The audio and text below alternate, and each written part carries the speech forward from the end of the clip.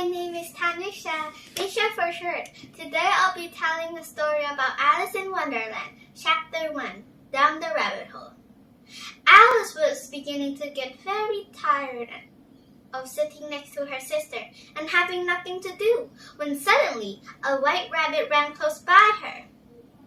There was nothing so remarkable in that, nor did Alice think out of her way to hear the rabbit say, "Oh dear, oh dear, oh dear, I shall be late." But when the rabbit actually took a watch out of its waistcoat pocket, I looked at it and hurried on.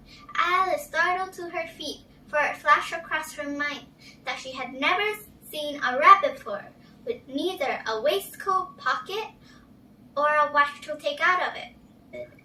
And burning with curiosity, she ran across the field after it, and to see the rabbit pop down into a large rabbit hole under the hedge. In another moment, Alice went down after it, never once considering how in the world she was going to get out again.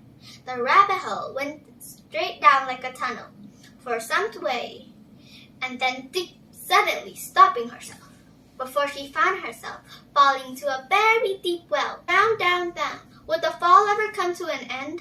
I wonder how many miles I've fallen by this time, she said out loud. I must be getting somewhere near the Earth's center. Let me see. That would be about 4,000 miles down, I think. Down, down, down. There was nothing else to do. So Alice soon began talking again. It didn't matter much because she felt herself dozing off and had just begun to dream. But when suddenly she came upon a heap of sticks and dry leaves, and the fall was over. Alice was not a bit hurt, and she jumped up on her feet. In a moment, she looked up, but it was all dark. Before her was another long passage, and the white rabbit was still in sight, hurrying down it. There were doors all around the hall, but they were all locked. And when Alice had been all the way down one end and up the other, trying every single door, but sadly she had no luck. She walked sadly down the middle, wondering how in the world she was going to get out again. When suddenly she came upon a table. There was nothing on it except a tiny golden key, and Alice's first thought was that might belong to one of the doors of the hall. But alas, either the locks were too large or the key was too small. But at any rate, it would not open any of them. However, on the second time, she saw a low curtain. She had not seen it before, and behind it was a little door about 15 inches high. She tried the little key in the lock, and it fitted. Alice opened the door and found out that it led to a small passage.